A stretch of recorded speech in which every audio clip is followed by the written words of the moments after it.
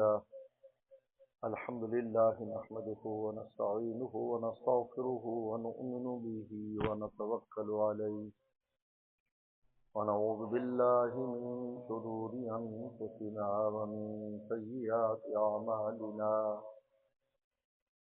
من يهده الله فلا مضل له ومن يضلل فلا هادي له ونشهد أن لا إله إلا الله وحده لا شريك له ونشهد أن سيدنا وسندنا وحبيبنا وشفيعنا ومولانا محمدا عبده ورسوله صلى الله تعالى عليه وعلى آله وأصحابه وبارك وسلم. أما بعد فأعوذ بالله من الشيطان الرجيم. بسم الله الرحمن الرحيم. يا أيتها النفس المطمئنة ارجعي إلى ربك راضية مرضية فادخلي في عبادي وادخلي جنتي. قال النبي صلى الله عليه وسلم الجليس الصالح خير من الوحدة والوحدة خير من الجليس السوء. وكما قال عليه الصلاة والسلام صدق الله وصدق رسوله النبي الكريم. میرے محترم دوستو، اللہ تعالیٰ نے نفس کی اس وصف کو بیان فرمایا ہے جس کی وجہ سے اس قابل ہو گیا کہ اللہ آسمانوں سے اس کو خطاب کرے. انسان کے جسم میں سب سے کمتر چیز انسان کا نفس ہے، جس کو قرآن نے امارۃ بالسوء، ہر وقت برائی کا حکم دیتا ہے. پیغمبر سلام نے اس سے ہمیں ڈرایا. قرآن نے بیان کیا انسان کا جو نفس ہے شیطان سے بھی زیادہ مضر ہے. شیطان تو باہر کا دشمن ہے، یہ اندر کا دشمن ہے. اور محدثین نے لکھا ہے کہ وہ دشمن جو مبائن اور ظاہر ہو اس سے خطرناک وہ دشمن ہے جو آپ سے ملا جلا آپ کے اندر رہتا. اس لیے منافقین سے کہا کہ ان المنافقین فی الدرک الاسفل من النار. سب سے زیادہ منافقین کی مذمت قرآن نے کی. کیوں؟ اس لیے کہ داخلی دشمن ہے. انسان کا داخلی دشمن انسان کا نفس ہے. اللہ نے فرمایا امارۃ بالسوء، بہت برائی دے، بہت برا ہے. ہر وقت 24 گھنٹے برائی کو حکم دیتا ہے. حکیم الامت تھانوی رحم اللہ سے کسی نے پوچھا حضرت کیسے پتہ چلے گا میرے دل میں جو گناہ کا وسوسہ آیا ہے یہ شیطان کا ہے یا نفس کا ہے؟ مجدد زمانہ سے کسی نے سوال پوچھا. تو عجیب بات فرمائی. فرمایا کہ جس گناہ کا خیال کبھی کبھار آئے وہ شیطان کی طرف سے ہے، اور جس گناہ کا خیال ہر وقت آتا رہے وہ نفس کی طرف سے. تو کہ اندر بیٹھا ہوا، قریب بیٹھا ہوا، ہر وقت آگ لگاتا رہتا ہے، گناہ پر ڈالتا رہتا ہے.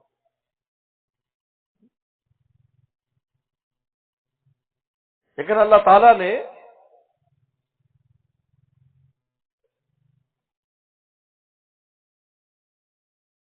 ایک عجیب بات بیان کر دی کہ یہ جو نفس اتنا برا ہے یہ اچھا بھی ہو جاتا ہے.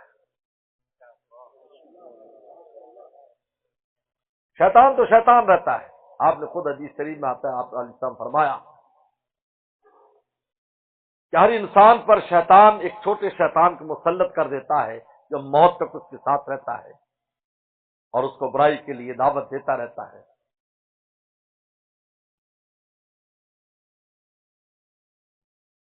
ہم عائشہ صدیقہ رضی اللہ عنہ پوچھا کہ آپ کے پیچھے بھی لگایا؟ کہا میرے پیچھے.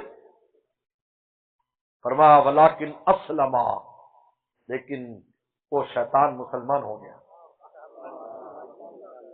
یہ واحد ایک جگہ ہے جہاں اس کے مسلمان ہونے کا ذکر ملتا ہے، ورنہ شیطان چاہے کسی ولی کے پیچھے لگا ہو، چاہے کسی عالم کے پیچھے لگا ہو، چاہے کسی مجاہد کے پیچھے لگا ہو، کسی مبلغ کے پیچھے لگا ہو، کسی کے بھی پیچھے لگا ہو، وہ کسی کی صحبت سے ایمان لانے والا نہیں، وہ شیطان ہی رہتا ہے. لیکن اللہ نے یہ جو دوسرا دشمن ہمارے اندر ہے، اس میں صلاحیت رکھی ہے کہ یہ اچھا ہو جاتا ہے. اپنی خوب کے اعتبار سے تو جنگلی ہے، امارۃ بالسوء، لیکن جب انسان اس پر محنت کرتا ہے تو یہ پھر اس درجے سے نکل کر اس درجے میں آ جاتا ہے کہ اللہ کی قسم کھاتے ہیں، لا اقسم بیوم القیامہ ولا اقسم بالنفس اللوامہ، میں نفس لبامہ کی قسم کھاتا ہوں، وہ نفس جو گناہ بھی کراتا ہے اور پھر اس آدمی کو ملامت کر کے توبہ بھی اس سے کرواتا ہے. پہلے گناہ کرواتا ہے، پھر توبہ کے دروازے پر لاتا ہے، پہلے شیطان کے پاس لے جاتا ہے، پھر گھسیٹ کر مولا کے دروازے پر لاتا ہے، اور پھر اور محنت کرتا ہے تو پھر اس قابل ہو جاتا ہے. ہم آسمانوں سے خطاب کرتے ہیں، یا ایتھا النفس المطمئنہ. اوپر آیا، اوپر آیا، پھر لبامہ آیا، پھر مطمئنہ بنا. لبامہ کی قسم کھائی، اور اللہ جب کس شے کی قسم کھاتے ہیں اس کی اہمیت کو بیان کرتے ہیں. اور آپ اس لیے قسم کھاتے ہیں کہ اپنی بات کی اہمیت کو بیان کرتے ہیں. سن لو، بڑی علمی بات ہے، درسگاہوں میں بیان کر کر کے رہ جاتے ہیں، طالب علم سمجھتے نہیں، اور تم عوام ہو سمجھ جاتے ہو، لیکن ہماری بات تو طالب علم بھی سمجھ جاتے ہیں. اور آپ اس لیے قسم کھاتے ہیں کہ ہماری بات پر اگلا یقین کر لے. اللہ تعالیٰ کو کوئی ضرورت نہیں قسم کھا کر بات پر یقین کرانے کی، کیونکہ رب السماوات والارض ہے. وہ قسم اس لیے کھاتے ہیں کہ یہ جن کی میں نے قسمیں کھائی ہیں ان کی اہمیت کو سمجھو، یہ اہم چیز ہے، اس لیے میں نے قسم کھائی. اللہ تعالیٰ کو اپنی بات کے لیے قسم کھانے کی ضرورت نہیں ہے. قسم تو وہ کھاتا ہے جس پر اگلا یقین نہ کرے. اللہ تعالیٰ کی بات پر تو یقین کرنا ہی پڑتا ہے. کتنا بھاگتا ہے بھاگتا ہے بھاگتا ہے. قرآن نے کہا یہ اہل کتاب جو ہمارے محبوب سے دوڑ رہے ہیں، جب ان کا موت آنے لگتی ہے تو وہ ان کو سب آشکارا ہو جاتا ہے. پھر کہتے ہیں ہم رب پر بھی ایمان لاتے ہیں اور ہم پیغمبر پر بھی ایمان لانا چاہتے ہیں، لیکن وہ ایمان معتبر نہیں ہے. جہنم دیکھ کر ایمان لا رہے ہیں، یہ ایمان بالغیب نہیں ہے. قیمت ہے یؤمنون بالغیب، بن دیکھ کے ایمان لاؤ، دیکھ کر ایمان. یہ تو قیامت کے ان کفار بھی کہ ہم ایمان لاتے ہیں. جب جہنم دیکھیں گے، جنت دیکھیں گے، دوزخ دیکھیں گے، محشر دیکھیں گے، فرشتے دیکھیں گے، موت کے بعد ہی دیکھ لیتے ہیں. فرعون کو دیکھ لو، عذاب آتے ہی کھا گیا میں ایمان لاتا ہوں. جبریل السلام نے مٹی اس کے منہ میں ڈال دی، کہا کہ اللہ کہیں معتبر ہی نہ کر دیں اس کا ایمان، کیونکہ وہ بھی تو جانتے تھے ہمارے موسیٰ علیہ السلام اور بنی اسرائیل کے ساتھ اس نے کیا ظلم کیا ہے.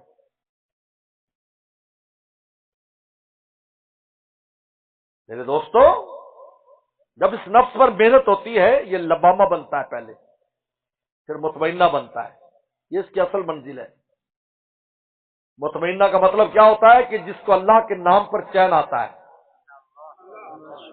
اللہ کے نام پر چین، اس کو اور کس شے سے دنیا میں چین نہیں آتا.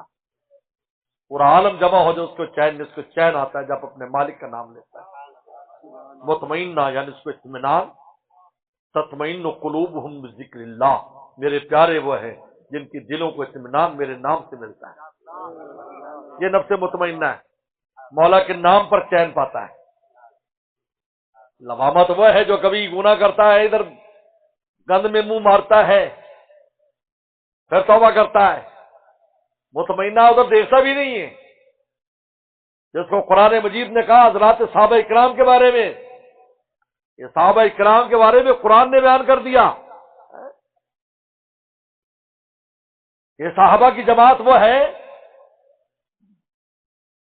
حبب علیہم الایمان، ایمان کو ان کے لیے محبوب کر دیا، کفر کو، گناہ کو ان کے دل میں مکروہ کر دیا،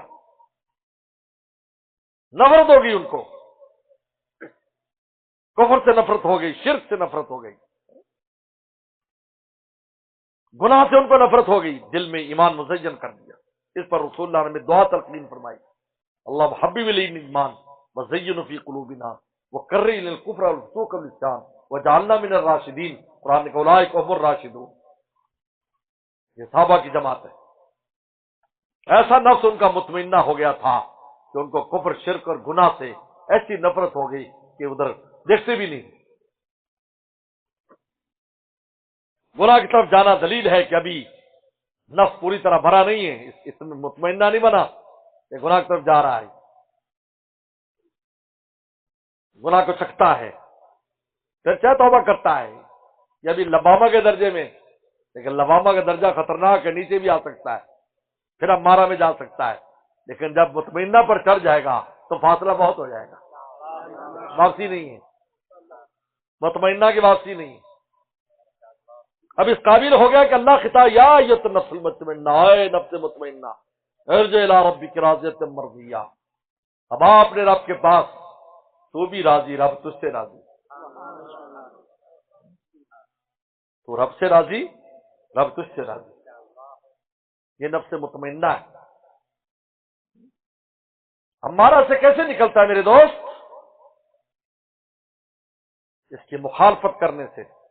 سن لو، پہلا نفس کی مخالفت کرو، خالف النفس والشیطان ما فیہما وانہما محضاک نصحا فاتہمی۔ علامہ بصیری فرماتے ہیں کہ نفس اور شیطان کی مخالفت کر، چاہے کبھی اچھی بات بھی تجھے کہیں، پھر بھی ذرا سوچ لینا کہ اس کی اچھی بات کے اندر کوئی برائی تو نہیں چھپی ہوئی۔ اس کا علاج پہلا یہ ہے کہ اس کی مخالفت کرو۔ جس دن یہ ہمت ہم میں آگے اس کی مخالفت کرنے کی، سمجھو باپ نے اوپر کی سیڑھیاں چڑھنا شروع کر دی۔ ہر مخالفت ایک سیڑھی چڑھا دے گی، ہر مخالفت ایک سیڑھی چڑھا دے گی۔ نتیجہ کیا ہوگا؟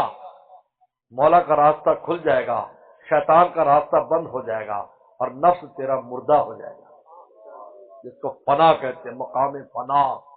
اور جب مقام فنا مل جاتا ہے اس کو بقا مل جاتی ہے، وہ باقی باللہ ہو جاتا ہے، لیکن پہلے فانی فی اللہ ہونا پڑتا ہے، پھر باقی باللہ بنتا ہے۔ فانی فی اللہ یعنی پھر نفس کی کوئی خواہش نہیں رہتی، پھر اس کی وہی خواہش ہوتی ہے جو مولا کی ہوتی ہے یا مولا کے رسول کی ہوتی ہے، اس کی کوئی پسند نہیں رہتی۔ حسن بصری رحمۃ اللہ علیہ بہت بڑے آدمی ہیں، حضرت عمر رضی اللہ عنہ نے گھٹی دی ہے ان کو، حضرت سلمہ رضی اللہ تعالی عنہا کی گود میں پلے،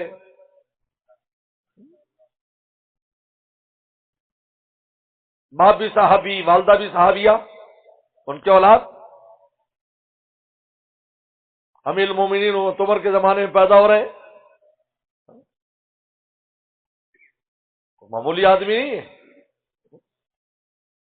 حسن بصری رحمۃ اللہ علیہ، کیا بات ہو رہی ہے؟ خیر،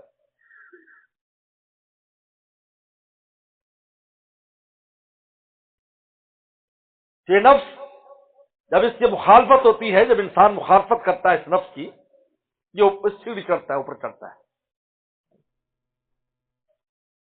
مقام لبامہ پر آتا ہے، مطمئنہ پر آتا ہے۔ پھر جنید بغدادی رحمۃ اللہ علیہ سے کسی نے پوچھا تھا کہ حضرت اس نفس کی بیماری کا کوئی علاج ہے؟ انہوں نے کہا ہاں۔ اس کی دوا بتاؤں؟ کہ ہاں۔ کہا اس کی مخالفت کر، اس کی شفا ہو جائے گی۔ کیا ہو جائے گی؟ شفا ہو جائے گی۔ یہ پہلا کام ہے جو انسان کو کرنا ہے، نفس کی ماننی نہیں ہے، اس کے خلاف چلنا ہے۔ آپ کو کہتا ہے کہ نظر خراب کر، آپ نے کہا نہیں کرنی، زبان خراب کر نہیں کرنی، اس پر نظر رکھو، مخالفت کرو، آہستہ آہستہ مقام فنا میں چلا جائے گا، کوئی خواہش نہیں رہے گی۔ اور تو میں بیان کہا تھا، حسن بصری رحمۃ اللہ علیہ نے غلام خریدا، غلام لے کر آئے، بڑا سمجھدار، اس زمانے میں غلاموں کے بھی عجیب حالات تھے، اتنے اونچے اللہ والے ہوتے تھے کہ انسان حیران ہو جاتا تھا۔ اتنے واقعات ایسے غلام اور لونڈیوں کے ہیں جو خدا کے ساتھ ان کا عجیب و غریب تعلق تھا، مولا کو بھی راضی کرتے تھے، اپنے مالک کو بھی راضی کرتے تھے۔ حدیث شریف میں آتا ہے اس غلام کے لیے دوہرا اجر ہے، اس غلام کے لیے دوہرا اجر ہے کہ جو مولا کی بھی ذمہ داری نبھاتا ہے اور اپنے مالک کی بھی اور مولا کی بھی ذمہ داری نبھاتا ہے۔ بڑے عجیب و غریب قصے غلاموں کے۔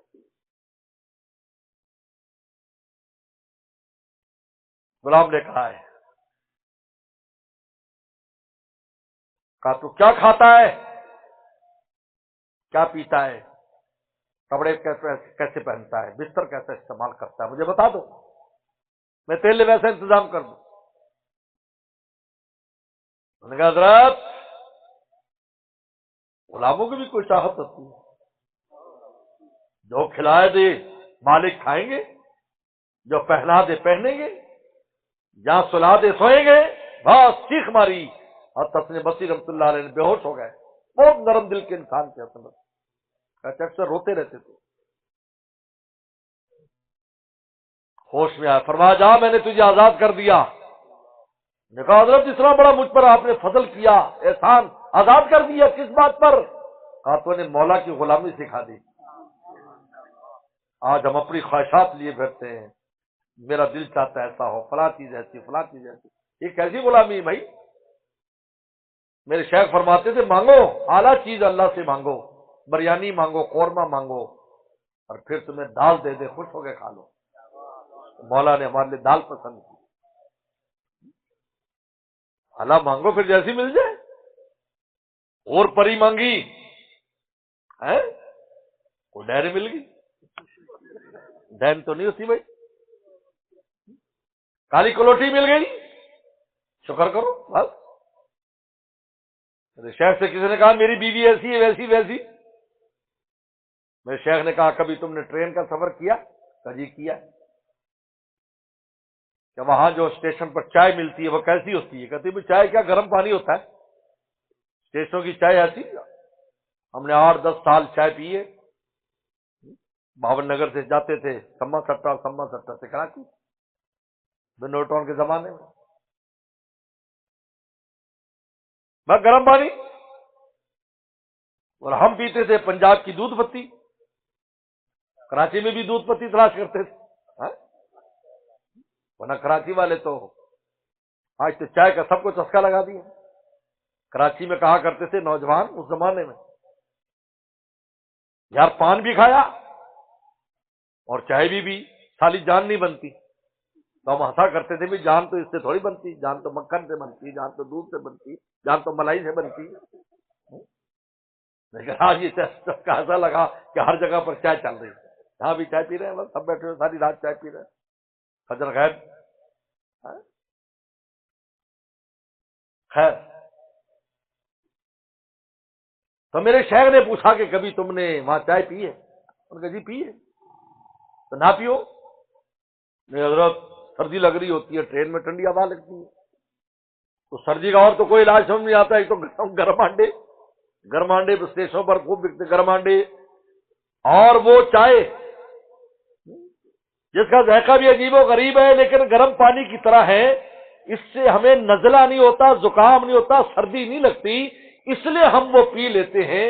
فرمایا کہ بھائی دنیا بھی یہ مسافرت ہے، یہاں تم سفر میں ہو، جس طرح اسٹیشن پر تم چائے پی لیتے ہو کہ گھر جا کر دودھ پتی پیئیں گے، اسی طریقے پر اللہ نے دنیا کو مسافر بنایا ہے، میں اور آپ ٹرین میں سوار ہیں۔ بھائی یہاں پر جو تقوی کو تیرے نزلہ ہونے سے اور تیرا تقوی ٹوٹنے سے جو بیوی بچا لے، یا جیسی کیسی بھی ہو گزارا کر، خور و قصور سے جنت میں مل جائے گی۔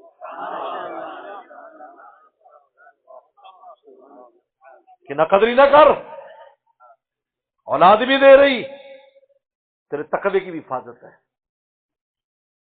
تھان میں لکھا ہے جس آدمی کا اپنی بیوی کے ساتھ اچھا تعلق نہیں ہے اس کے لیے تقوی پر رہنا آسان نہیں۔ حضرت تھان میں صاحب لکھا ہے، سن لو جو بیویوں کے ساتھ ہر وقت جھگڑے مگڑے کرتے رہتے ہیں، سن لو کان کھول کر، تقوی آسان نہیں ان کے لیے۔ اللہ نے تقوی کے اسباب بنائے، ان اسباب میں سے یہ بھی ایک سبب ہے۔ اس لیے آپ نے فرمایا اے جوانوں شادی کر لو، اگر نہیں شادی کر سکتے تو روزے رکھو۔ تیسرا کوئی راستہ رسول اللہ نے نہیں بتایا، کوئی ہے تو بتاؤ، نہیں بتایا۔ یا شادی کرو یا روزے رکھو، اور روزے بھی نہ رکھے شادی بھی نہ کرے، وہ سمجھے میں تقوی کے ساتھ ہوں، بہت مشکل ہے۔ عمر رضی اللہ عنہ ایک نوجوان سے پوچھے شادی کر لی، شادی قابل تھا، کام کما بھی رہا تھا، کہ نہیں جی کوڑا نکالا۔ فرمایا کہ اگلے مہینے تک تیری شادی ہو جانی چاہیے، کیونکہ تو اتنے اونچے درجے کا ولی اللہ نہیں ہے کہ ہر وقت تیرا دل اوپر رہتا ہو تجھے کچھ نہ ہو، یا پھر تیرے اندر تو مرد بھی نہیں ہے، یا تو مرد نہیں ہے اور تو اتنا اونچا ولی اللہ بھی نہیں ہے، اور اگر تو اپنے آپ کو مرد کہتا ہے تو پھر تو فسق و فجور میں مبتلا ہے۔ اگر آئندہ مہینے تک شادی نہ کی اس درے کے ساتھ تو یہ عبرت کا نشان بنا دو۔ یہ کو فرمایا،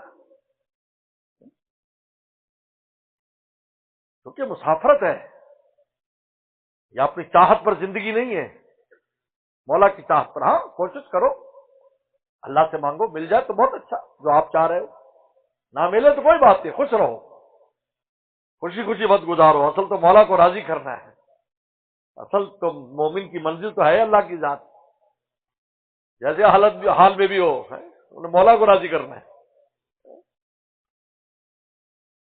اللہ تعالیٰ کے ہاں کوئی بیکار نہیں ہے، بیکار وہ شخص ہے جو مولا سے بیکار ہے۔ یاد رکھو، چاہے دنیا کا کتنا کارآمد شخص ہو، اگر مولا کے راستے میں بیکار ہے تو بالکل بیکار ہے پرلے درجے کا، اور اگر مولا کے راستے میں تیز تر ہے میرے دوست اس سے زیادہ کارآمد آدمی کوئی نہیں۔ یہ کائنات کا نظام ایسے لوگوں پر چل رہا ہے، ان کو لوگ کہیں گے بیکار آدمی ہیں، لیکن مولانا رومی فرماتے ہیں اللہ ہمیں تو کوئی کام نہیں آتا، ہمیں ایک ہی کام آتا ہے کہ تجھے یاد کرتے ہیں، اس سے بڑا کیا کام ہے؟ تیسری میں آتا قیامت نہیں آئے گی جب تک میرے یاد کرنے والے زمین پر ہیں۔ تو دنیا کا نظام ان سے قائم ہے۔ بادشاہ اپنی بادشاہت پر کیا ناز کرتے ہیں؟ وہ ان درویشوں کی وجہ سے تمہاری بادشاہتیں ہیں، تمہاری وزارتیں ہیں، تمہاری مالداری ہے، تمہاری ذمہ داری ہے، تمہاری بڑائی ہے، ساری چیزیں ان درویشوں کی وجہ سے جو مولا کو یاد کرتے ہیں، جنہوں نے اپنے آپ کو اللہ کے لیے وقف کر دیا ہے۔ مولانا رومی کہتے ہیں اے ابا، مخاطب کو ابا کہتے ہیں، اے ابا کبھی عاشقوں کی بازار میں بھی جا کر دیکھ تو کیسے اپنے مولا کو راضی کر رہے ہوتے ہیں، تو تجھے پتہ چلے کہ دنیا میں کیسے کیسے لوگ ہیں۔ یہ ڈاکٹر عبدالعزیز صاحب رحمۃ اللہ علیہ مست ہو کر فرماتے تھے جب کبھی وہ ادھر سے گزرے ہیں، مولا سے تعلق کے بعد اللہ سے انسان کا تعلق ہو جائے، پتہ نہیں کیسے کیسے عالم اس کی نگاہوں سے گزرتے ہیں، کہاں کہاں اپنی روح کو لیے پھرتا رہتا ہے۔ جب کبھی وہ ادھر سے گزرے ہیں نہ جانے کتنے عالم نظر سے گزرے، نہ جانے کتنے عالم نظر سے گزرے۔ میں نفس مطمئنہ پہلا کام کہ مخالفت ہے، کہ ماننی نہیں ہے۔ دوسرا کام اللہ والوں کی صحبت اختیار کرنا ہے، وہاں اس کو مٹوانا ہے، خود بھی کوشش کرے باقی وہاں رگڑا کھائے، فانی فی اللہ اور باقی باللہ ہو جائے گا۔ پہلے فانی فی اللہ ہوگا پھر باقی باللہ ہوگا، اور مٹائیں گے وہ کہ انسان کو نفس کی چال کا بھی پتہ نہیں چلتا، وہ سمجھتا ہے شاید مٹ گیا لیکن مٹتا نہیں ہے۔ بتاؤ ایک آدمی مر جاتا ہے،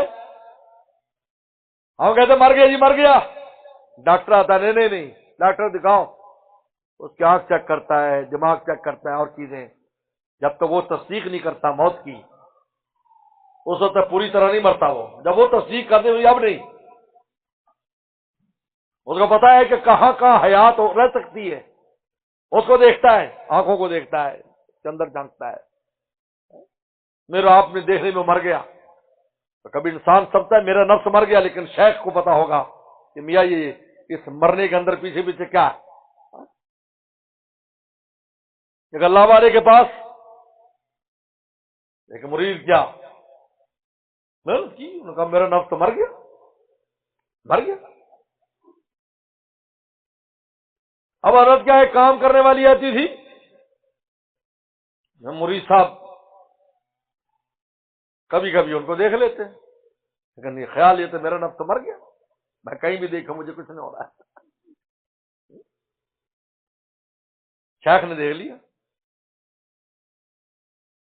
آہستہ آہستہ شیخ فرماتے تھے کہ یہ جو بارش ہوتی ہے نا ہلکی ہلکی، یہ بلڈنگ کے اندر گھس جاتی ہے، ہلکی بارش، تیز بارش نہیں گھستی۔ کبھی ہلکا ہلکا جو ہوتا ہے یہ انسان کے اندر جا کر روگ بن جاتا ہے، بہت خطرناک، دیکھتا ہے کچھ نہیں ہو رہا ہے، لیکن وہ اس کے رگو ریشے میں گھس جاتا ہے۔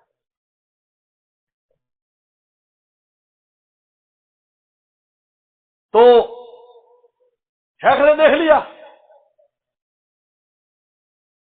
شیخ نے اس عورت کو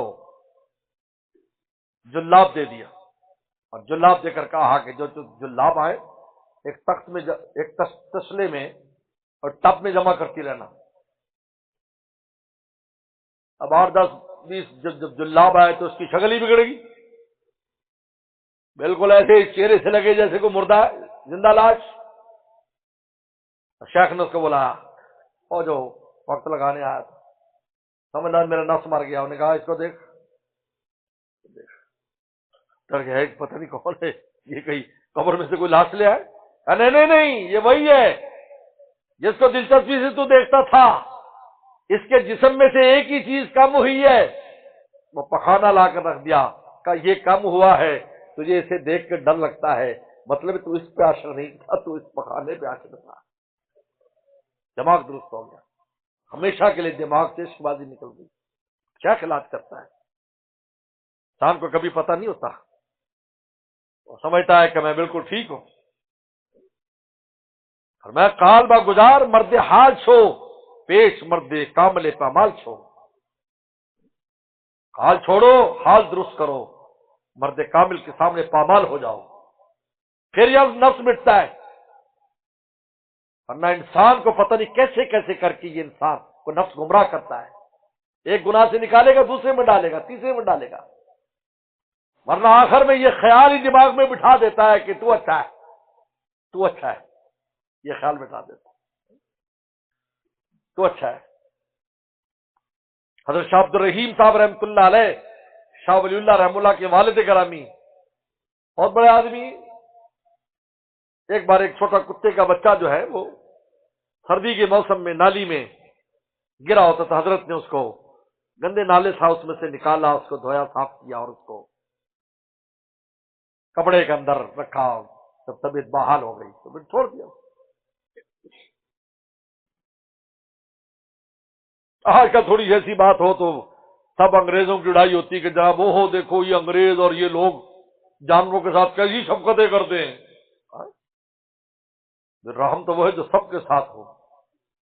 یہ چھوٹے چھوٹے بچوں کو تم مار دو، بڈھوں کو مار دو، خواتین کو مار دو بڑے بڑے بم پھینک کر، اور تم کتے کے بچے کو بچا لو، کہا جی ہم بڑی ہمدردی رکھتے ہیں، تو کون تسلیم کرے گا؟ بولو بھائی، کو مانے گا ہمیں چکر دینے کے لیے؟ دیکھو جی دیکھو جانوروں کے ساتھ کیسی ان کی ہمدردی، واہ واہ، موراب بھی مداح ہو جاتے ہیں۔ ایسا کچھ نہیں ہے، یہ ہمدردی تو ہمارے محبوب نے سکھائی۔ پیغمبر صلی اللہ علیہ وسلم تشریف لے جا رہے ہیں، ایک چڑیا بار بار چوں چوں کرتی آتی ہے آپ کے پاس، پھر پیچھے چلی جاتی، اڑتی آتی، پیچھے چلی جاتی۔ آپ نے کہا قافلہ روکو، فرمایا کس نے اس کو اس کے بچوں سے جدا کر کے تکلیف پہنچائی؟ ہمارے محبوب کو دیکھو، کس نے؟ آپ نے کہا حضرت میں پیچھے پیچھے میں نے دیکھا ہے گھونسلے میں بچے ہیں، میں نے کپڑے میں ڈال لیے ہیں، فرمایا کہ واپس پہنچا کر آؤ، یہ شکایت لے کر آئی تھی۔ ہرن کا واقعہ ہے، ہرن آئی، مجھے اس نے صیاد نے قید کر لیا ہے، میرے بچے بھوکے، میں دودھ پلا کے آ جاؤں۔ کتنے ایسے واقعات ہیں۔ یہ رحم اور ہمدردی تو ہمیں اللہ کے نبی نے سکھائی صلی اللہ علیہ وسلم، ان کی امت میں ہے۔ یہ سب ایسی باتیں ہیں لوگوں کو دکھانے کے لیے، نازا کچھ نہیں ہے۔ خیر، اب اللہ تعالیٰ نے ان کو بھی ایک سبق دینا تھا۔ ایک دن سفر پہ جا رہے تھے شاہ عبد الرحیم صاحب رحمۃ اللہ علیہ، شاہ اللہ کے والد ہیں، اس نام کے کئی بزرگ ہیں لیکن یہ شاہ عبد الرحیم جو ان کے والد ہیں شاہ اللہ رحمۃ اللہ علیہ کے، حضرت تھانوی حضرت حاجی صاحب کے خلیفہ بھی شاہ عبد الرحیم رائے پوری، وہ الگ ہیں، ایک شاہ عبد الرحیم ولایتی وہ الگ ہیں، یا ان سے پہلے پرانے بزرگ ہیں۔ تو جا رہے، چھوٹی سی پگڈنڈی ہے، دائیں بائیں گندا پانی ہے، جیسے آپ شہروں کے قریب جو ہے نا جو کھیت ہوتے ہیں تو اس میں گندا پانی جلار کا لگایا جاتا ہے، دائیں بائیں سبزی وغیرہ لگاتے ہیں، ہمارے یہاں بھی پہلے ہوتا تھا، ہارون آباد میں ہر جگہ۔ پگڈنڈی پہ جا رہے تھے، سامنے سے کتا آ گیا، اب سامنے دونوں کھڑے ہو گئے، حد فرمایا یہ پانی میں اتر جائے تو میں گزر جاؤں، مجھے تو نماز روزہ پڑھنا ہے، سارا کچھ کرنا ہے، یہ تو مکلف نہیں ہے۔ ویسے اس کا مخاطب ہو کر کہا ویسے، اور بھائی اتر جا، انہیں کوئی نماز تھوڑی پڑھنی ہے، تیرے پاکی نپیکی کا مسئلہ تو نہیں۔ اللہ نے اس کو زبان دی، زبان دی، زبان دی، کرامت تھی حضرت کی۔ انہوں نے کہا مولانا صاحب میرے اترنے سے تیرے کپڑے تو پاک رہیں گے لیکن تیرا اندر ناپاک ہو جائے گا جو تو افضل سمجھتا اپنے آپ۔ سمجھ آ رہی میری بات ہے؟ بس اتنا سنا تو فوراً پانی میں چلے گئے،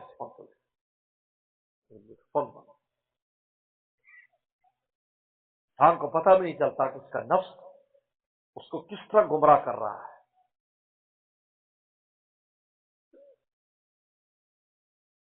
یہ شیخ پکڑتا بتاتا ہے کہاں سے اس کو مارنا چاہتا ہے، ورنہ وہ پھر گناہ کی شکل کو تبدیل کر دیتا ہے۔ اس لیے قرآن مجید نے نفس مطمئنہ کے جو آگے بات کی ہے نا، میرے مرشد بڑی عجیب بات فرماتے تھے، فرماتے تھے دیکھو اللہ تعالی نے فرمایا کہ راضیہ مرضیہ چل، اوپر چل، روح کو لے گئے، فادخلی فی عبادی، کہا میرے نیک بندوں میں پہلے جا، یعنی اس روح کو پہلے نیک بندوں میں رکھا جاتا ہے، وادخلی جنتی، پھر تو جنت میں داخل ہو۔ میرے شیخ فرماتے تھے نیک لوگوں کی صحبت دنیا میں بھی اگر حاصل ہے تو جنت سے افضل چیز آپ کو حاصل ہے۔ فادخلی فی عبادی وادخلی جنتی۔ میرے شیخ نے جب یہ بات کی تھی تو ان کے شیخ شاہ محمد حافظ صاحب پرتاپ گڑھی رحمۃ اللہ علیہ پر وجب طاری ہو گیا، حکیم اختر تو نے کیا بات کر دی؟ اللہ کہہ رہا ہے، اللہ تو فرما رہے ہیں جنت میں نہیں پہلے جا سکتے، پہلے نیک لوگوں میں آؤ، عبادی ان کی جماعت میں بیٹھو پھر یہاں سے جانا، ایسے نہیں جا سکتے، ان کے ساتھ بیٹھو۔ شیخ فرمایا کرتے اسی پر بڑے مست ہو کر فرماتے تھے میسر چوں میرا صحبت بجانے عاشقاں آیت، اگر مجھے دنیا میں عاشقوں کی صحبت میسر ہو جائے، اللہ والوں کی صحبت مجھے دنیا میں مل جائے، میسر چوں میرا صحبت بجانے عاشقاں آیت، ہمیں بینم کہ بر زمین جنت از آسمان آیت، تو میں اپنی آنکھوں سے دیکھوں گا کہ جنت آسمان سے زمین پر آ گئی۔ میسر چوں میرا، میرے شیخ کے بھی عجیب اشعار ہوتے تھے۔ میرے شیخ رحمت اللہ علیہ نے جب اپنے فارسی اشعار حضرت شیخ بن نوری رحم اللہ خدمت میں پیش کیے، حضرت حیران ہو کے فرمایا آپ کے اور رومی کے درمیان تو کوئی فرق نہیں ہے، ایسے لگتا ہے جیسے مولانا رومی بول رہا ہے، آپ نے ایسے اشعار، آپ کے اشعار ہیں؟ پوچھا آپ نے کس کی صحبت پائی ہے؟ کہا شاہ عبد الغنی پھول پوری کی۔ شاہ عبد الغنی پھول پوری ان کے ہاں تو بہت جاتا تھا، میں اور مفتی شفیع صاحب بہت جاتے تھے، تو مفتی شفیع صاحب بھی، مفتی تک والد اور بنوری پابندی سے حاضری دیتے تھے ان کی خدمت میں۔ وہ ناظم آباد میں رہتے تھے، بنور ٹاؤن سے جاتے تھے اور نانک واڑہ سے آتے تھے۔ آپ کو تو میں نے وہاں کبھی نہیں دیکھا۔ حضرت بنوری نے پوچھا ہمارے شیخ سے، اور ہمارے شیخ پہلے حکیم بنے تھے، حکیم اجمل خان کے ایک بہت اونچے شاگرد تھے جس کو ملک الحکمہ کہتے تھے، حکیموں کے بادشاہ عثمانی، ان کے شاگرد تھے میرے شیخ۔ حکمت میں بہت اونچے تھے ہمارے شیخ، تو مسافہ کرتے تھے، کہتے تھے فلاں بیماری بھائی علاج کرا اس کا۔ یہاں بھی ایک مولوی صاحب موجود ہیں، رحیم یار خان میں جا کر مسافہ کیا، کافی عرصے سے بیمار سے علاج کرا، مسافہ کیا بھائی تجھے فلاں بیماری، چل میں تجھے نسخہ لکھ دوں، مہینے میں ٹھیک ہو گیا۔ آج تک بیان کرتے ہیں، ہاتھ پکڑتے بتا دے تجھے کیا ہے۔ اللہ نے بہت حکیم بننے کے بعد اللہ واسف یعنی سمجھو ڈاکٹر بن گئے اس زمانے کے اسپیشلسٹ، شیخ کی خدمت میں آئے۔ کہا میں نے تو نہیں دیکھا شاہ عبد الغنی پھول پوری کے پاس آپ کو۔ کہا حضرت آپ نے وہاں ایک آدمی کو دیکھا تھا کبھی جس میں لنگی باندھی ہوتی تھی، بنیان پہننا ہوتا تھا، حضرت کی کبھی مالش کر رہا ہوتا تھا، کبھی برتن دھو رہا ہوتا تھا، کبھی جوتیاں سیدھی کر رہا ہوتا تھا، کبھی کھانا پکا رہا ہوتا تھا، کبھی حضرت کے لیے تیل بنا رہا ہوتا تھا، آپ نے کبھی دیکھا؟ کہا کہ ہاں ہاں وہ تو حضرت کا کوئی ملازم تھا۔ کہا کہ نہیں، وہ حکیم اختر تھا۔ ایسے تھوڑی آج زمانہ صحیفہ دہر پر ان کے فیضان ایسے تھوڑی ہے، ایسا بٹھایا۔ حکیم بندے تو آج بڑے بڑے نام حکیموں کے ہیں، حکیم سعید خان، اجمل خان، آج ان کا بہت بڑا نام ہوتا، لیکن اس لہر میں آج عاشقوں میں ان کا بڑا نام ہے، عاشقوں میں بڑا نام ہے۔ اللہ رومی فرماتے ہیں حسام الدین، میں عوام میں عام لوگ سامنے تیرا تذکرہ نہیں کروں گا، تیری قدر کیا جانے، میں اللہ کے عاشقوں میں تیری بات کروں گا، وہ تجھے پہچانے کہ تو کون ہے۔ فادخلی فی عبادی، روح کو مطمئنہ، نفس سے مطمئنہ کہا جا رہا ہے، اس روح مطمئنہ کو میرے عاشقوں کے پاس جاؤ، سال کے بعد جنت میں جانا ہوگا، پہلے یہاں آؤ۔ تو دنیا میں اگر یہ صحبت مل جاتی ہے، اس لیے کہ نفس مطمئنہ بننے کا ذریعہ یہ ہے، اس لیے تو قرآن نے بیان کیا اس کو۔ فادخلی فی عبادی کہہ کر اشارہ اس لیے کر رہے ہیں کہ اگر تم اپنے نفس کو نفس مطمئنہ بنانا چاہتے ہو، اللہ کے عاشقوں کے پاس رہو، تب یہ مطمئنہ بنے گا۔ ادھر تمہارا زور لگے گا، ادھر شیخ کھینچے گا، ادھر تم نکلنا چاہو گے، ادھر وہ کھینچے گا، تو منزل پر پہنچ جاؤ گے۔ بولو بھائی، ایک آدمی نالی میں گرا ہو اور اگلا کہے بھی آؤ بھی باہر آؤ، ہیں؟ اور وہ خود نکلنے کو تیار نہیں تو کیسے نکالے گا؟ وہ بھی نکلنے کو تیار ہو، کھینچنے والا بھی اس کو کھینچے تو منزل پر اس گڑھے میں سے باہر آ جائے گا۔ یہ نفس اماریت سے نکل کر لبامیت اور اس مطمئنہ پر پہنچ جائے گا۔ میرے شیخ فرماتے تھے ایک بار قرب کا مقام اللہ نے تمہیں دے دیا، پھر کبھی واپس نہیں لیں گے، کیونکہ وہ تحفہ دے کر واپس نہیں لیتے، یہ ان کی شان کے خلاف ہے۔ یہ دنیا میں ہوتا ہے کہ یہ ہدیہ دیا تو کبھی واپس کرو، لڑائی ہوگی واپس کر، مارا دیا واپس کر، یہ فہرست یہ لسٹ لے لو، اس سے ہم نے یہ چیزیں دی تھی واپس کرو، ہدیہ واپس کرو، میں نے دیا تھا ہدیہ واپس کرو، نہیں، ان کی شان کے خلاف ہے۔ اس لیے حضرت مفتی حسن صاحب رحمۃ اللہ علیہ جامع شرعیہ کے بانی، ان کا انتقال ہو رہا تھا تو بہت گھبراہٹ تھی طبیعت پر، پتہ نہیں کیا بنے گا کیا بنے گا وہ، کیونکہ پہلے گھبراہٹ ہوتی ہے، لیکن جب بالکل آخری وقت آ جاتا ہے پھر تو وہاں کے رابطے شروع ہو جاتے ہیں، پھر تو پیغامات شروع ہو جاتے ہیں، پھر روح کہتی جلدی نکل بھائی جلدی نکل۔ خیر ہم بہت گھبرائے ہوئے تھے، حضرت مولانا ادریس صاحب کاندری رحمۃ اللہ علیہ تشریف لائے، یہ کہا کہ بہت گھبرایا. فرمایا بھائی آپ پر کیوں اتنی گھبراہٹ ہے؟ کہ پتہ نہیں ایمان بچتا ہے کہ نہیں. تو ہنس کے فرمایا اگر واپس لینا ہوتا تو دینا ہی کیوں تھا. بس اتنی بات کی تھی تو حضرت کا چہرہ ایک دم کھل گیا اور بس کلمہ پڑا اور وہ گئے. یہ جا ہو جا. میرے شیخ فرماتے تھے ہمت کرو، ایک دفعہ ان کے دائرے محبت میں داخل ہو جاؤ، نکلنے ہی نہیں دیں گے. جانا بھی چاہو گے تو جان نہیں دیں گے. اسی کو شاہ محمد احمد صاحب فرماتے تھے پرتاپ گڑھی رحمۃ اللہ علیہ، نسبت اسی کا نام ہے، نسبت اسی کا نام، ان کی گلی سے آپ نکلنے نہ پائیے، ورنہ یہ محبت ظاہر نہیں ہوتی. میرے شیخ نے فرمایا کہ یہ جو صبح کو، یہ جو رات کو کلیاں بنتی، کلیاں پھول کی کلی بنتی ہے بند، اس میں خوشبو چھپی ہوئی ہے. یہ کب کھلتی ہے؟ جب نسیم سحر چلتی ہے صبح کی. جو ہی نسیم سحر چلتی ہے تو پھٹتی ہے، جب پھٹتی ہے تو اس کی خوشبو پھیلتی ہے. رات کو نہیں نظر آئے گی آپ کو. آپ صبح کو جب باغ میں جائیں ایسے چنبیلی بھی کھلے گی، کلے لالا بھی کھلے گا، گلاب بھی کھلے گا، اس کی خوشبو پھیلے گی. میرے شیخ نے فرمایا انسانوں کے دل بھی کلی کی طرح بند رہتے ہیں، جب تک کسی اللہ والے کی صحبت میسر نہیں آتی یہ دل نہیں کھلتے. کتنے بد نصیب ہوتے ہیں، اسی طرح بند دل کے ساتھ چلے جاتے ہیں. ان کی خوشبو سے نہ خود فائدہ اٹھاتے ہیں نہ دوسرا فائدہ اٹھاتا ہے، لیکن کسی اللہ والے کی صحبت میسر آ جاتی ہے تو دل کھلتے ہیں، پھول بنتے ہیں، ان سے خوشبو نکلتی ہے اور پھر صحیفہ دہر میں پھیلتی ہے، جس کو مولانا رومی فرماتے ہیں نفس خدرا کچھ جہان زندہ گن، تو اپنے نفس کو مار لے گا ایک جہان تیرے ذریعے زندہ ہو جائے گا.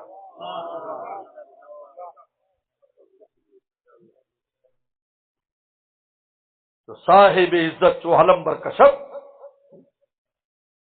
صاحب عزت بردل عالم برکشد، جہاں سر بجے عدم برکشد.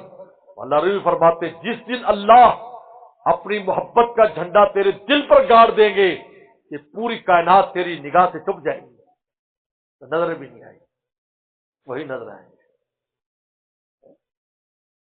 جو آفتابست اگر آفتابست ذرہ نیز، اگر ہفت دریاست قطرہ نیز. فرمایا جب سورج طلوع ہوتا ہے تو ذرے کو کوئی نہیں پوچھتا، جب جہاں 7 دریا جمع ہو جائیں وہاں قطرے کو کوئی نہیں پوچھتا. فرمایا یہ عالم کیا ہے، فرق کے برابر بھی نہیں ہے.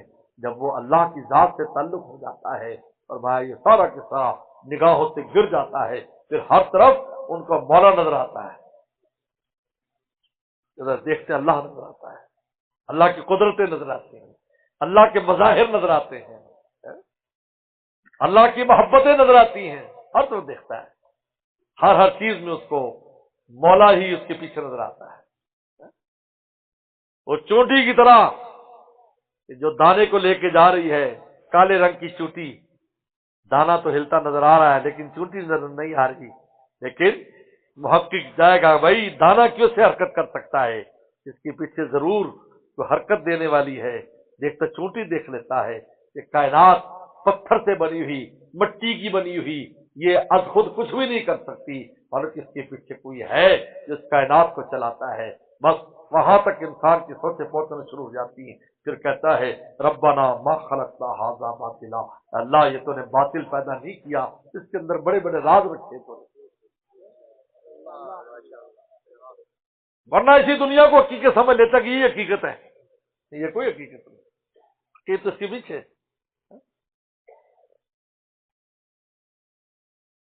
ارض و سما کیسے ہیں معلق، نہ کوئی ستون اور نہ کوئی تھم، سارا عالم ہے بے کالم، واہ رے میرے رب العالم، واہ رے میرے رب العالم. چھایا ہے دل پہ جب سے تیری یاد کا عالم، چھایا ہے دل پہ جب سے تیری یاد کا عالم، ہر ذرہ مجھے مظہر جانا نظر آیا. اللہ کا پتہ ملتا ہے. اللہ مجھے آپ کا عمل کی توفیق عطا فرمائے. وآخر دعوانا ان الحمد